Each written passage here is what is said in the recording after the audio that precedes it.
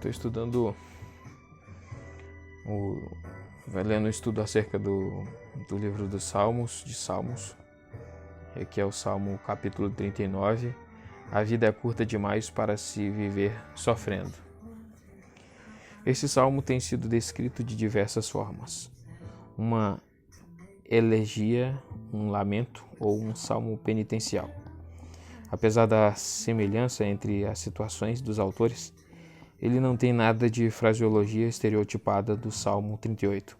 Como diz Weiser, o autor tem um temperamento tão independente e o problema que inquieta sua mente está tão propriamente relacionado às suas circunstâncias pessoais que ele deixa de lado as restrições que lhe são impostas pelas formas tradicionais e no seu diálogo estranho com Deus nos fornece uma percepção profunda das lutas da sua alma de uma forma quase única no saltério. O sofrimento do salmista, que ele reconhece existir em virtude do seu pecado, é aumentado não pela crueldade dos outros, como no Salmo 38, mas pela percepção de que a vida é tão curta e o homem tão insignificante que não há nada para se esperar. Porque Deus se importaria em disciplinar uma criatura tão frágil e passageira como o homem? Kitner. Entre parênteses, Kitner. Confira Jó 7,17 e Salmos 8,4. O poema é constituído de 4 estrofes. Os versículos 1 ao 3 fornecem o contexto da oração. A determinação do salmista em não se queixar de Deus perto dos maus não pode ser mantida. Depois de uma batalha mental, seus sentimentos tomam conta dele. Nos versículos 4 e 6, ele medita na brevidade e transitoriedade da vida humana. Jó 7, Salmos 90. E na falta de sentido dos esforços humanos na terra. À luz disso, sua única esperança está em Deus. Versículo 7. Assim, nos versículos 7 a 11, ele confessa seu pecado e clama pelo fim da disciplina de Deus na sua vida. Sua oração final, versículo 12 e 13, está baseada na transitoriedade e na falta de estabilidade da existência humana. Se Deus não a libertar logo, não vai lhe restar vida para usufruir. Jó 10, 20. Em contraste com isso, o Novo Testamento enxerga esta vida da perspectiva da eternidade e fornece ao cristão a esperança que vai além do túmulo. João 12, 25, 2 Coríntios 4, 16, 2 Timóteos 1, 10. Vê também a introdução 4. Título, introdução, Jedutum, um dos principais músicos de Davi no templo. 1 Crônicas 16, 41. Aqui pode ser a referência a um grupo de cantores que eram descendentes dele. Mowikel entende que a palavra significa confissão. Versículo 2, e me contive inutilmente, ou eu tentei ficar quieto, mas não consegui. Confira RSV. Alguns enxergam aqui uma referência à prosperidade dos maus, o que só aumenta o tormento do salmista. Confira BJ vendo sua sorte. Minha dor piorou. Versículo 3, meditava, suspirava, gemia. Confira 5.1. Versículo 4, Eiser acha que não é plausível entender essa oração como a rebelião pecaminosa e a agonia ardente mencionadas nos versículos 1 e 3. O salmista não perdeu o controle, ele fala com uma resignação calma e serena. Versículo 5, comprimento de um palmo. Algumas versões falam em largura de uma mão.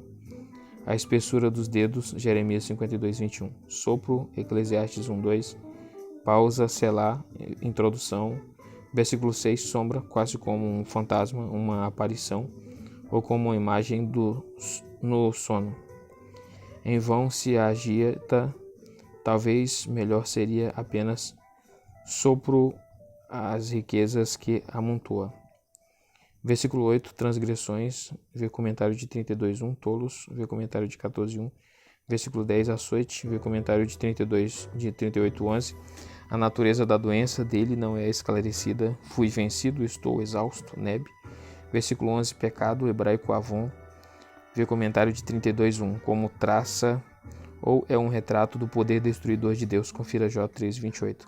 Ou uma referência à brevidade da vida do salmista.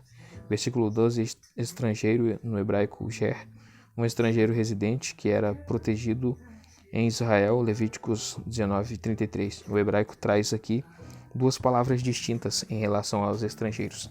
A segunda é uma referência a um estrangeiro não residente, mas aqui é sinônimo de ger, CNBB, peregrino, forasteiro. Versículo 13 desvia uma súplica para ser poupado de mais castigos. Jó 7:19, 14:6, antes que eu me vá para Sheol. Salmo 40, a libertação passada e presente. A primeira parte do Salmo constitui um poema de gratidão individual em que o salmista louva a Deus por libertá-lo de uma doença grave. A segunda parte, versículo 11-17, é um lamento individual no qual ele clama por libertação de problemas resultantes do seu pecado e que os seus inimigos estão usando como oportunidade para destruí-lo. Os versículos 13 a 17 aparecem novamente com pequenas diferenças no Salmo 70. É possível que dois salmos distintos foram aqui combinados, talvez com o acréscimo dos versículos 11 e 12 como elo. Não há razão por que o salmo não poderia ser uma unidade original, parte dele sendo usada independentemente mais tarde. Acerca da sequência gratidão-lamento, vê os Salmos 9 e 10. O adorador relata agradecido uma experiência anterior de salvação como fundamento de sua certeza de que a oração presente por libertação vai ser atendida. O que Deus fez uma vez pode fazer novamente. A. Anderson. Eaton acha que é possível que o salmista fosse o rei da linhagem de Davi representando seu povo. Confira versículo 5. Na liturgia de uma festa, acerca do título, vê a introdução 3. Um cântico de louvor, versículo 1 a 10. Essa seção pode ser subdividida em 4 estrofes. Nos versículos 1 a 3, o salmista descreve sua experiência de libertação. Os versículos 4 e 5 expressam o que ele aprendeu da sua experiência. Nos versículos 6 e 8, ele percebe que a única resposta adequada é a obediência voluntária a Deus. Finalmente, os versículos 9 e 10 se referem ao testemunho público que ele deu acerca da fidelidade salvífica de Deus.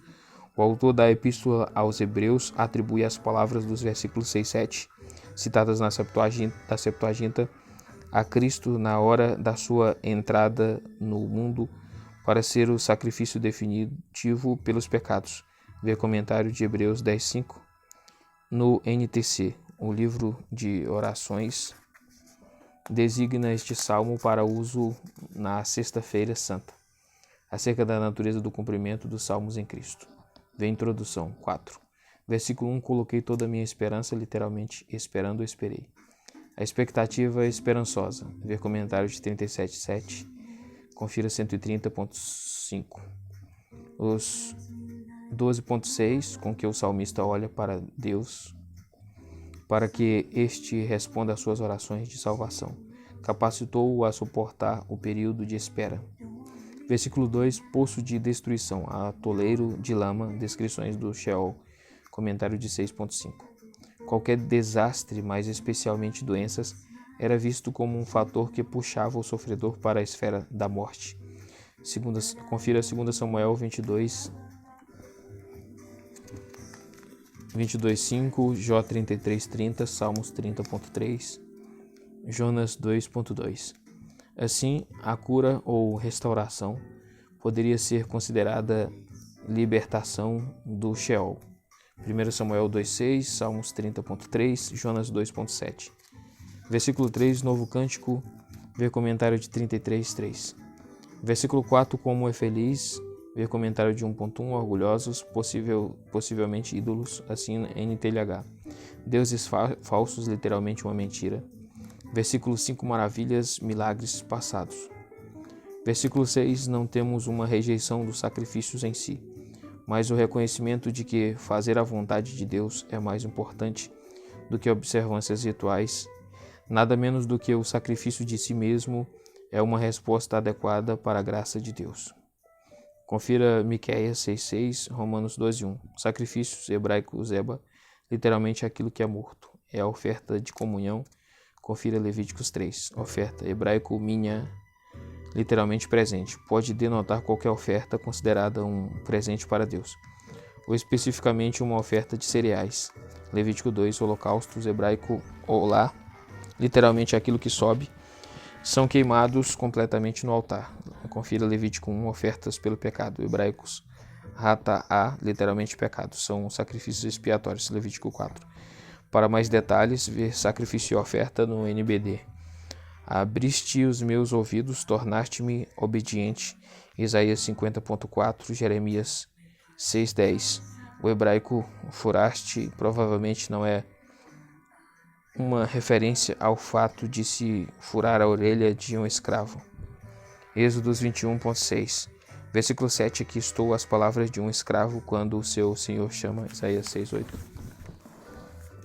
No livro, provavelmente o livro da lei, versículo 8, em que a vontade de Deus para os seus escravos é expressa, e não um livro celestial em que estão registrados os atos dos homens. Confira 56.8.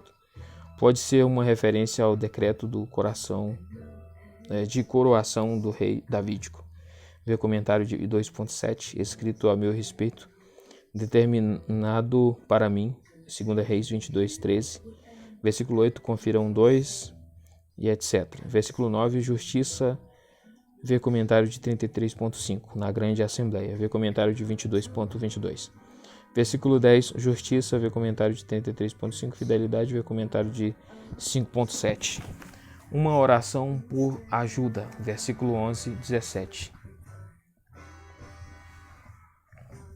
O salmista apela agora para a continuação da bondade salvífica de Javé nas suas aflições presentes, nos seus pedidos de ajuda e de derrota dos seus inimigos.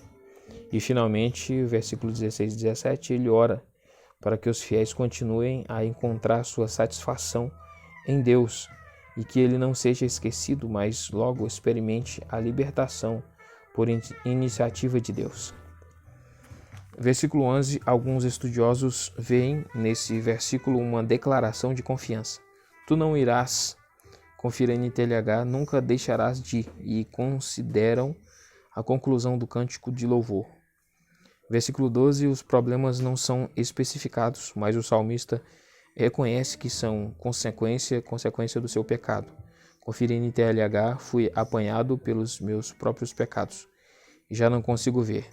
Versículo 16, buscam, vê comentário de 24.6, grande é, vê comentário de 35.27. Versículo 17, pobre e necessitado, vê comentário de 9.18.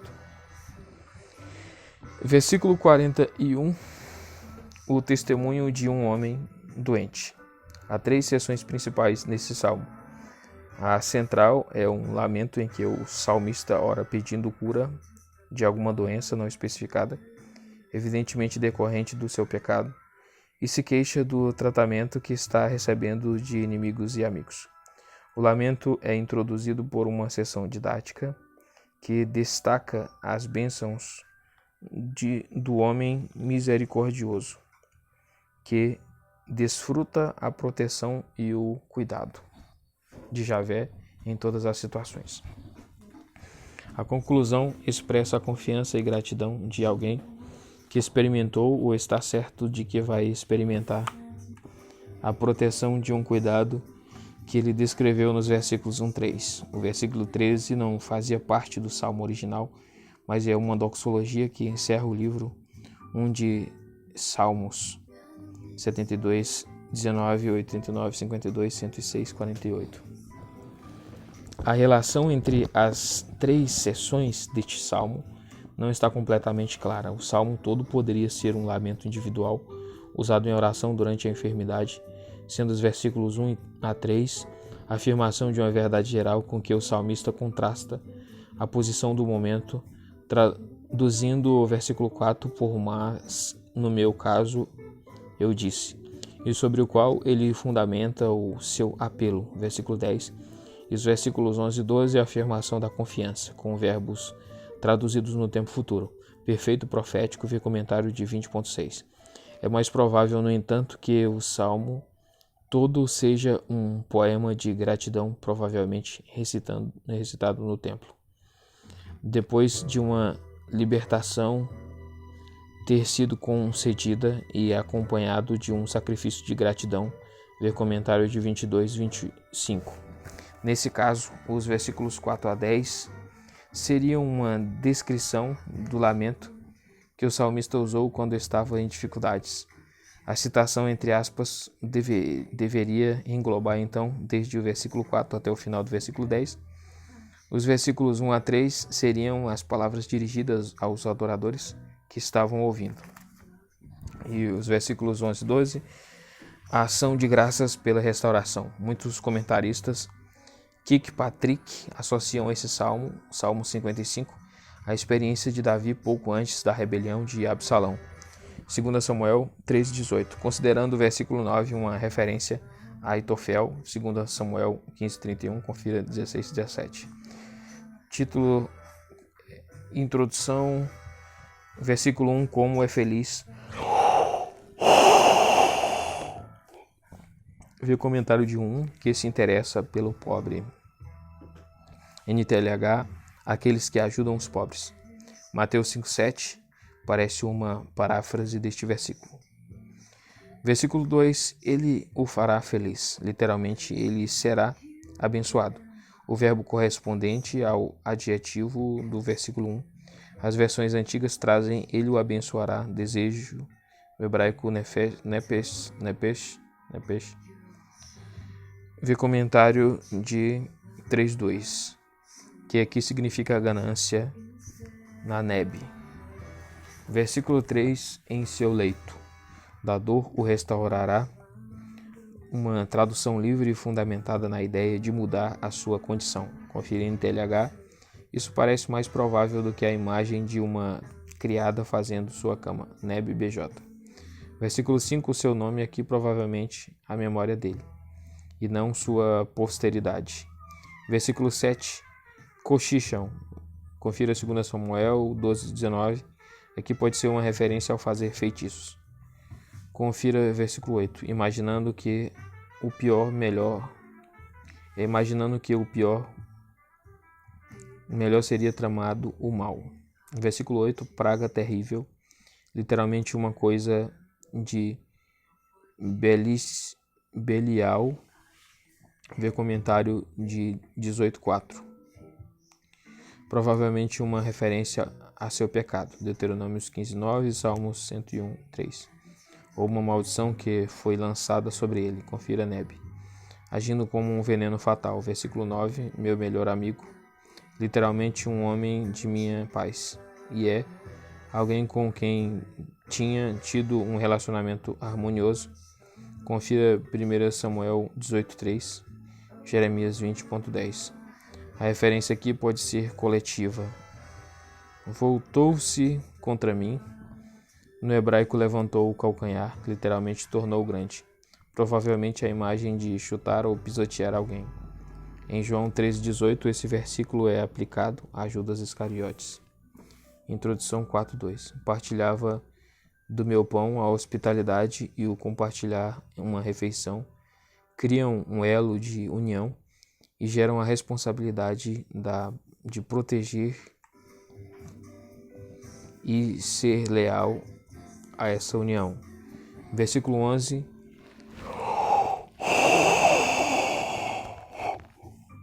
Lhes retribua. Versículo 11. Me queres bem, tratar com favor. Versículo 12. Integridade, literalmente irrepreensibilidade. Vê comentário de 15:2 e 18:3. Presença, literalmente face. Vê comentário de 4:6. Versículo 13, louvado seja, no hebraico Baruch, vê comentário de 26:12. Amém e amém, a resposta da congregação. Repetição para ênfase, hebraico amém significa verdadeiramente, certamente. Deuteronômios 27:15 a 26, 1 Reis 1:36.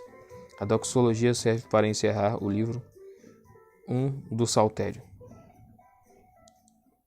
Livro 2, Salmos 42 ao 72.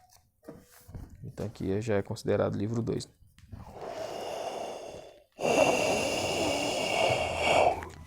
Do 42 ao 72. Ansiando pela presença de Deus. Há boas razões para crer que esses dois salmos, no 42 e 43, originariamente formavam uma unidade literária. Ambos têm um refrão comum. Ambos foram escritos na sua métrica quiná, e ambos contêm ideias e linguagens semelhantes. Além disso, o Salmo 43 não tem título. Além deste, o Salmo 71 é o único sem título no livro 2. Parece que um salmo foi dividido em dois, provavelmente com propósitos litúrgicos. O salmo é sem dúvida um lamento e, provavelmente, um lamento individual, mas alguns comentaristas sugerem que seja um lamento nacional, recitado pelo rei como representante do seu povo, talvez numa época em que estavam engajados numa campanha militar. Assim, Movinkel. Se é um lamento individual, a situação exata do salmista não está clara. Salmo 84. Ele pode ter sido um dos judeus exilados da Babilônia no século 6 a.C., ou um refugiado israelita em uma terra distante na época da monarquia. A maioria dos estudiosos entende o versículo 6 no sentido de que ele estava vivendo no norte da Palestina, perto da nascente do Jordão, e provavelmente era um levita. Confira título: exilado do templo em Jerusalém, talvez na época de Jeroboão I. Assim, Ellison, confira 1 Reis 12:26 e 2 Crônicas 11:13, ou possivelmente na época de Neemias. Assim, S.N. Knight, Hymns of the Temple, página 43. Nossa incapacidade de identificar com certeza a situação do autor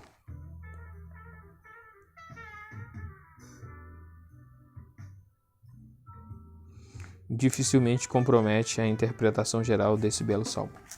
O poema se divide naturalmente em 3 estrofes.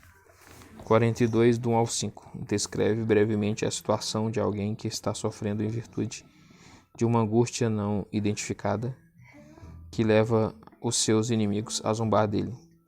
Ele traz à memória os tempos alegres em Jerusalém, quando os peregrinos afluíam em multidão ao templo para as festas e anseia pela presença de Deus novamente. Ele se agarra à esperança de que Deus finalmente vai libertá-lo e colocá-lo novamente na função de cantor do templo. 42, do 6 ao 11. Destaca a dureza de sua aflição.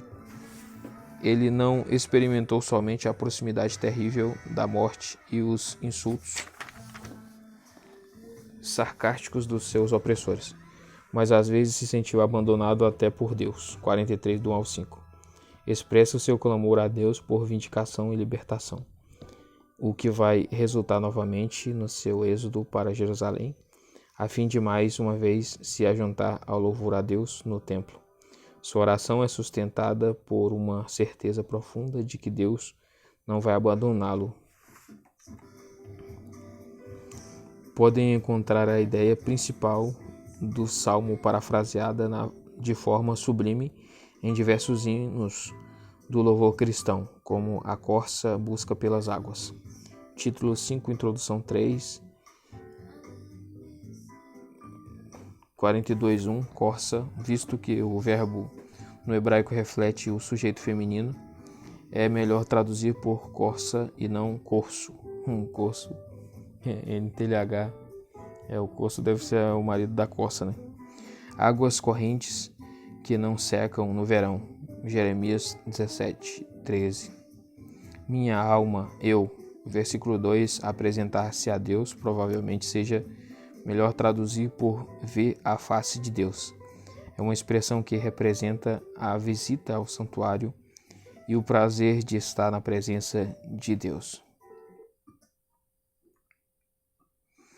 Ver comentário de Salmos 4:6.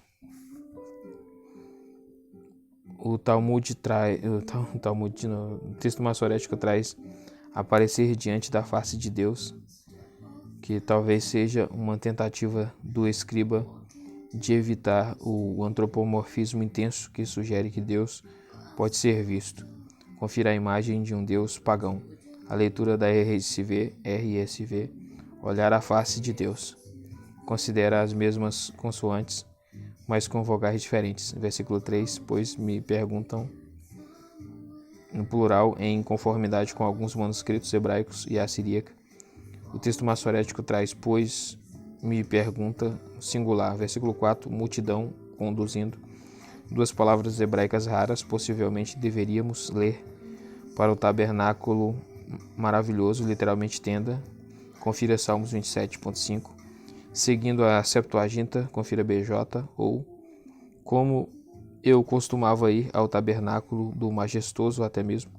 Assim, a pontuar Anderson, a multidão que festejava, pode-se ler também o som dos peregrinos.